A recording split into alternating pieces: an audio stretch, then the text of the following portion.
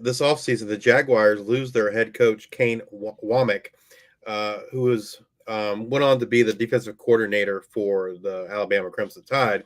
But they didn't have to look too far in his replacement, promoting Major Applewhite to the helm, where he previously served as offensive coordinator. What can you tell us about Coach Applewhite and what he brings to the table in this new role for South Alabama? Yeah, the last two hires they've made, really, they haven't. It hasn't been a very long and, I'm sure it was a diligent search, but they got their number one candidate both times. When they got Kane, who had been the defensive coordinator here before, went to Indiana for a few years and came back, and then Major Applewhite, who obviously was Kane's offensive coordinator. He's a guy that is really plugged into this part of the country. I think his name still means something in the game because he was a great college quarterback at Texas, and he's from Baton Rouge, Louisiana, which is only about 2.5, 3 hours from Mobile. So he's got ties in this part of the state. He's coached at Alabama a couple of times, recruited this part of the country and all that kind of stuff. And, the offenses he's put on the field the last couple of years at South Alabama have been pretty good, the best offenses they've ever had here. And so I think the continuity there is a big part of what is going to help him succeed if he does. Let's get to the position where it all starts on offense, and that's the quarterback.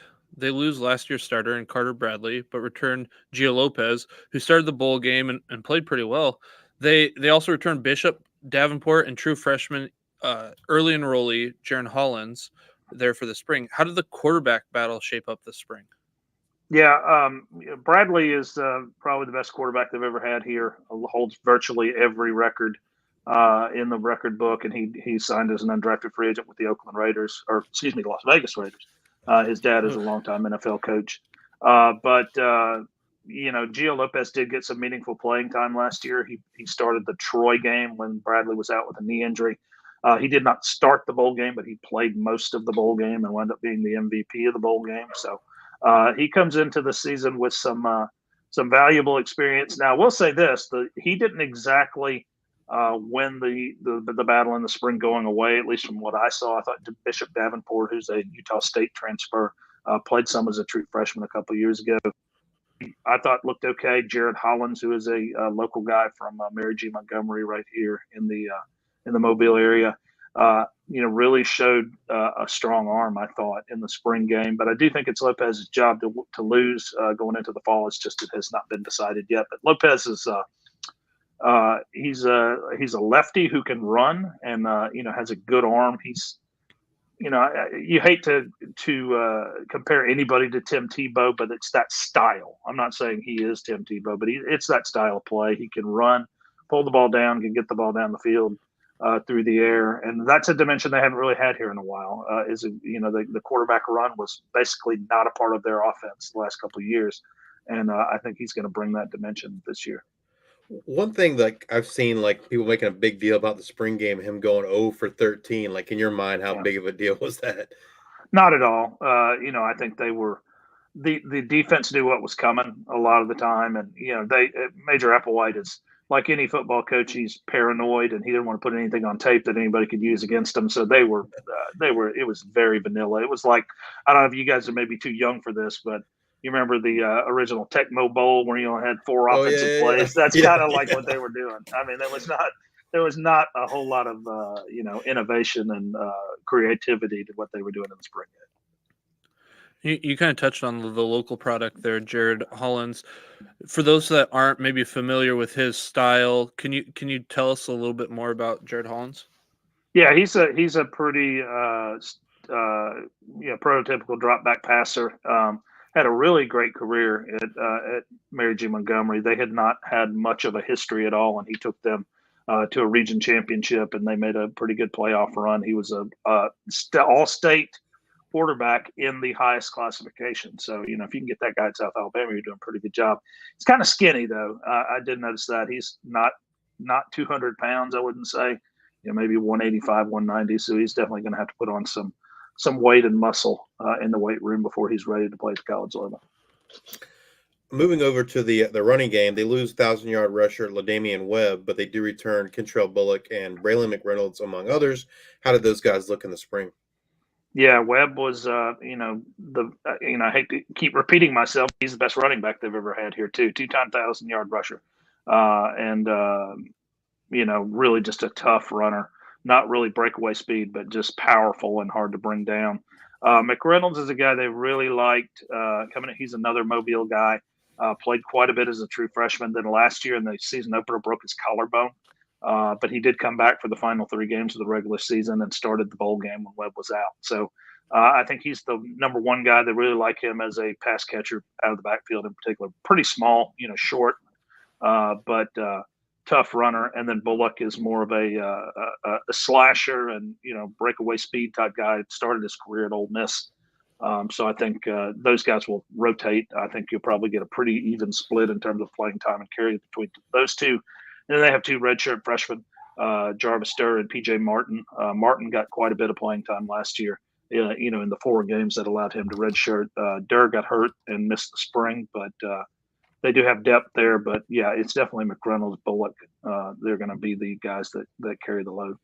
Do you think between McReynolds and Bullock is one of them maybe more like the goal line back of the 2? Yeah, for sure. Yeah, I think Bullock was the guy that probably because he's bigger. Is the one they'll use on the goal line more. And they have a freshman coming in, actually, Demarion Bothwell, who is, in kind of one of the middle range classifications in Alabama, was kind of a do-it-all guy, ran for almost 3,000 yards as a senior. And he's potentially a guy that could kind of fill that role, too. He's a bigger back.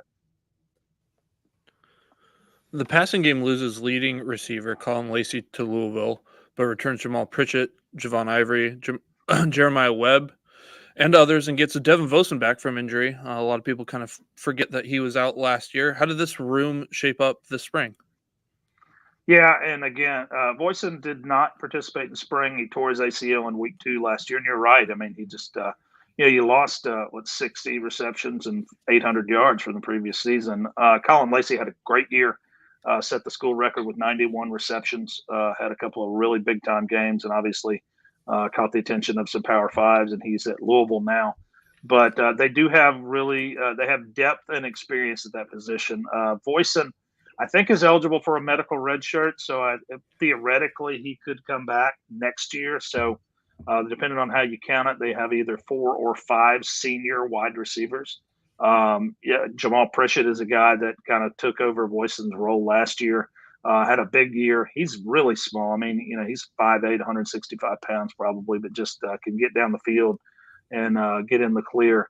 So those 2 are your top guys. Javon Ivory is a guy who transferred in from Memphis, played quite a bit last year, didn't really make a major impact, but I think they're counting for more out of him. Jeremiah Webb is a guy who transferred from South Dakota. People that follow the FCS might remember South Dakota beat South Dakota State on a Hail Mary a couple of years ago. He's the guy that caught the touchdown pass. So he's here now, started the bowl game, had I think he had a 40-yard catch to the 1-yard line in that game. They have a couple of other guys, Shamar Sandgren, who's a junior college transfer, who didn't play a ton last year, and then Noah Toster, who transferred up from Division II Chowan University in North Carolina. So they got numbers for sure. But if Vosen can come back and be even close to what he was 2 years ago, they're really going to be ahead of the game there. So how is that recovery coming along for Vosen? I think he's hit all the markers. To my knowledge, he's going to be ready for that June 1st when they start the off-season program. He did not do anything, in uniform at all during the spring. So, it's pretty standard, I guess, ACL recovery. But they expect him to be back, ready to go for the summer, and then, of course, when the season gets here in August. So Voisin comes back, but then you got Pritchett, who kind of like took over some of Voisin's role last year. How do you think those two work out in this scheme next year? Yeah, they've always had two guys at least that could get the job done. Going back to when they had Jalen Tolbert and Colin Lacey, and then, even before that, Kawan Baker, who spent some time in the NFL. And then last year, 2 years ago, they had Jalen Wayne, Devin Voisin, and Colin Lacey. All three had pretty good years. And then last year, you had Lacey and Pritchett kind of emerging as the second guy. So I think it'll be pretty. Carter Bradley had a real comfort level with Jaden Voisin. That was the guy he was always looking to in big situations and on third down and that sort of thing. So, with the new quarterback, we'll see kind of how that develops. But Pritchett, certainly proved that he could, he was dependable last year. Do you think we'll see Pritchett kind of move into the slot role with Lacey being on the outside? Well, based on his size, you would assume that, but not really. I think he may be an outside guy because I do think they like Voisin in the slot. So, that's the position he's played now. When they get Voisin back, maybe things will change up. But yeah, when you look at 165 pounds, he just screams slot receiver, but not necessarily with the way they run the offense. He's played a lot on the outside as well. So who do you think, or who do you expect to join Pritchett there along with Voisin in that wide receiver starting lineup? Yeah, I think it'll be Javon Ivory, the Memphis transfer last year. He was a starter last year, although they'll do a lot of two tight end formations too, so it may be a 2-and-2 situation. And DJ Thomas Jones is back at tight end. He's a guy that's been a real contributor for 2 years and really emerged as a red zone receiver late in the year last year. They brought in a transfer from Bowling Green, Andrew Bench, who is a one-year guy, kind of the classic inline blocking tight end, with DJ Thomas Jones being kind of the move tight end, the H-back, if you will. And then they have a redshirt freshman, Trent Thomas, who played very little, if at all, last year. But he's a great athlete, was a really good high school basketball player. He's about 6'6", and kind of developing him as kind of the future guy. But, you'll see a lot of two tights and two receivers as well as three receivers, and, of course, even four when the occasion works. Kind of touching back on those tight ends a little bit, last season they had a lot of production in the passing game with the DJ Thomas Jones, who you mentioned, and then also Lincoln Seffick, who graduated. Yeah. Kind of, do you think Thomas Jones is going to increase that production this year, or is it going to be about the same as what we saw last year? No, I would. Well, it's hard to say because Seffick was a good receiver. Thomas Jones is got talent there as well. It kind of depends on what get out of Devin Voisin. If they there's obviously only so many balls that can go around. But I think Thomas Jones is kind of a proven commodity. Maybe you'll see 30, 40 receptions out of him.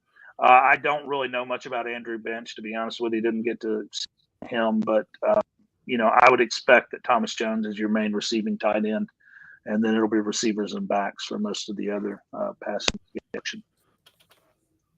The offensive line returns 3 of the 5 starters from 2023. How did this unit shape up in the spring? Yeah, well, it was 3 starters until Adrian Strickland, who is a 2-year starter at right tackle, went into the portal at the end of the spring. So they actually only have 2 guys back. They do like what they have on the left side. Jordan Davis at left tackle, former South Carolina transfer, started most of the year last year.